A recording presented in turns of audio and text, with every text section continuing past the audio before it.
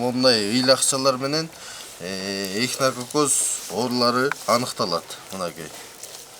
Ар бир малдын ушинтип ички ичетин текшерип туруп, анан базарга сатууга гана уруксат берилет да. Текшерилгенден кийин. Мына мындай текшерүү адатка айланган. Базарга чейин бардык сатыла турган эт лабораториядан өтүп дыккат текшерилет. Атайын ветеринар кызматкерлеринин уруксаты менен гана таза малдын эттери сатууга жөнөтүлөт. Ар бир бойняга бекитилген врачтар бар. Эң биринчи ошо тирүүлөй мал келгенде ошол врачтардын негизинде текшерилип, анан уруксат берилет союлгангач. Ато барып бойнядан вет врачтардын уруксаты жок, бир да мал союлбайт. Ал бойняга дагы форма 1 справка менен келет. Ошол справканын негизинде ветеринарлар көрүп, малдын кандай экенин, оорулуу эмеспи, оорубайбы, ошону текшерип туруп, мал дени сак болсо союганга уруксат берилет. Сатуучулар дагы эттин сапаты ар дайым текшерилип турарын айтып, учурда этке болгон муктаждык жогору экендигин белгилешет. Ошондуктан күнүкү союлган мал аз убакытта эле сатылып кетет. Ооруган мал катталбайт бизде. Себеп дегенде вет врачтар аябай мындай көзөмөлдөйт ошол нерсени. Дайыма карашат. Эгерде оорулуу мал боло турган болсо, сразу сыяктуу мал базарда изолятор бар. Ошол жака киргизет. Дарылаганга мүмкүнчүлүк болсо дарылашат, болбосо утилизацияга кетет. Ал эми бул сүт заводу кааладагы эңири ишканалардын катарында. Адистер сүттүн сапатын текшерип, сүт азыктарын өндүрүү иштерине күбө болушту. Биз аккредитованный лабораторияларга продукцияны анализге беребиз, антибиотик обязательно и микробиологиясын. После этого тупар системасынан документацияны оформить эткенден кийин, заявканы оформить эткенден кийин ветуправление бизге келип, досмотр кылып, машинаны досмотр кылат, документтерди, продукцияны карайт. Анан протоколдорду салыштырып, ошо продукция менен дал келеби деген карап, анан бизге ветеринарный сертификат формы 2 деген жазып берет.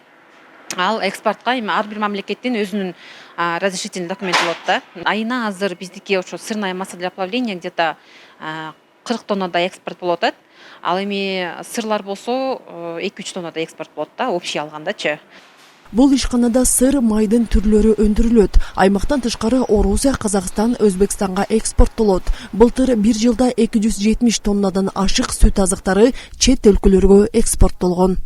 Сүттөр Акбулак плюс заводуна келгенде жергиликтүү ветеринарлар аркылуу справкалар жазылып, анан кийин прослеживаемость деп коет, ошолор дайыма көзөмөлдөп, ошонун негизинде форма 2А справка жазып берет.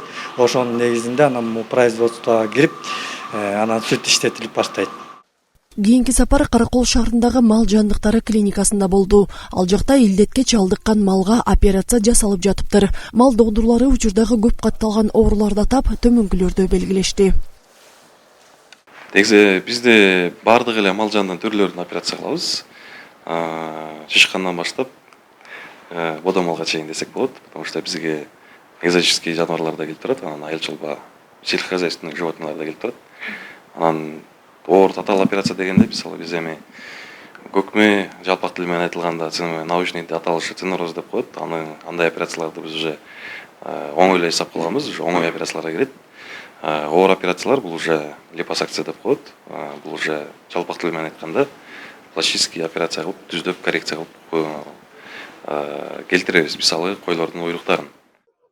Текшерүүдө адистер базарда сатылып жаткан эттин сапатын баалашып, эч кандай ооруган малдын эти жок экендигин билдиришти. Мындан улам коомчулук арасында кооптонууга негиз жок. Бул иш-чара шаар тургундарын сапаттуу, адал азыктар менен камсыз кылууга багытталып, алдыда дагы улантылмакчы. Айзат Анарбекова, Нурден Орманбетов, ысык көл жаңылыктары, Каракол шаары.